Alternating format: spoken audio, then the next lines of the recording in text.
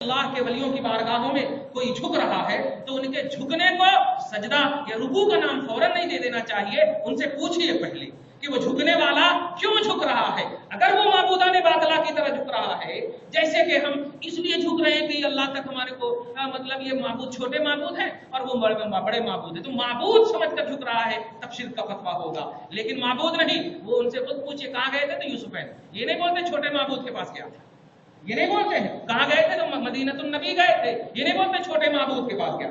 لیکن کافروں سے جب پوچھا جاتا تھا کیوں کرتے ہیں تو کہتے ہیں یہ چھوٹے معبود ہے اور وہ بڑا معبود ہے.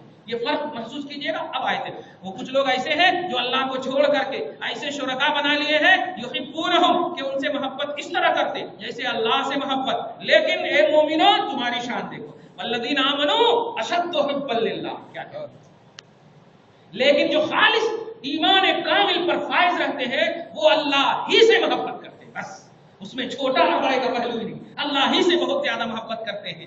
لیکن وَلَوْ يَرَى الَّذِينَ ظَلَمُوا إِذْ يَرَوْنَ الْعَذَابَ، ہائے رے واہ، کاش کے ظالم دیکھ لیتے اس وقت جب اپنی آنکھوں سے دیکھتے عذاب دیتے ہوئے. کاش کے اس کا تصور کرتے. کاش کے یہ ظالم کہا ہے لوگوں کو جو چھوٹا معبود سمجھتے. کاش کے یہ ظالم دیکھتے جو آنکھوں کے سامنے ان کو عذاب دیا جاتا. ان القوت للہ جمیعا، ارے ساری قوتیں یہ چھوٹے بڑے میں نہیں، ایک اللہ میں. ان القوت للہ جمیعا، ساری قوتیں اللہ ہی کے واسطے، اللہ ہی کے لیے. توجہ دیجیے گا. وان اللہ شدید العقاب، اور اللہ سخت عذاب والا ہے. اس میں ایک بات بتا دوں، اس آیت کریمہ کو لے کر کے آپ کو مغالطے میں ڈالا جاتا ہے. کیا دیکھو اللہ فرما رہا ہے خود ساری قوتیں اللہ ہی کے لیے ہیں. لیکن نہیں پیارے، یہ اللہ پاک نے نہیں فرمایا ہے. دھیان دینا، سب سے پہلے آپ کو اگر کسی نے کہا ہے تو محمد رسول اللہ ہے. تو اگر اللہ کے رسول کا تھوڑا بھی مقصد یہ ہوتا کہ اس میں میری شان گھٹ رہی ہے، اللہ سے ہی لوگ قریب ہوں گے، تو یہ آیت کو چھپا لیتے مصطفیٰ. توجہ دیجیے گا، مصطفیٰ واقعی اور حقیقی توحید کا درس دے رہے ہیں کہ سنو، یہ جس قوت کی بات ہو رہی ہے وہ قوت ہے جہاں سے دوسروں کو قوت ملتی ہے، وہ قوت مراد ہے. ایسا نہ سمجھنا کہ قوت صرف اللہ کے لیے ہے تو نبی مجبور ہے، نبی معذور ہے، نبی مطلب کمتر ہے. ایسا ہرگز مراد نہیں لینا. اگر یہ مفہوم ہوتا تو چھپا لیتے مصطفیٰ، لیکن نہیں. اس لیے کتابوں میں آپ دیکھیں گے کہ اللہ صاحب کے سامنے سب لوگ چمار سے بھی زیادہ ذلیل ہیں. ایسے جملے لکھے گئے معاذ اللہ. آپ تو خیر اپنے باپ کو نہیں کہہ سکتے الحمدللہ ایسے جملے، تو مصطفیٰ کو کیا کہیں گے.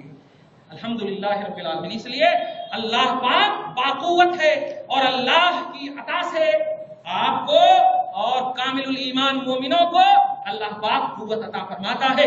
وہ مرکز قوت ہے اور آپ شاخیں ہوں، ان کے فروع ہوں گے. اس لیے اللہ کی قوت سے کسی کو اعتراض نہیں ہے.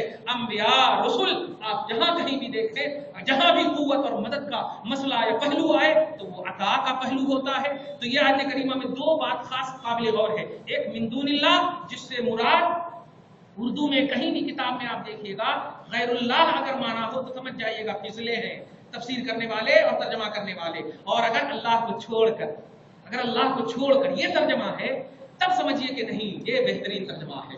جو اللہ کو چھوڑ کر اور معبود کو سامنے لا کر چھوٹے اور بڑے کا ڈیوائیڈیشن کر کے اللہ کو بڑا اور اس کو چھوٹا مانتے ہیں، وہ غلط کرتے ہیں. مومن وہ ہے جو صرف اللہ کو مانتا ہو، اور مومن وہ ہے جو قوت کا مالک اللہ کو مانتا ہو، اور مومن وہ ہے جو شدید العقاب کا حامل پروردگار کو جانتا ہو.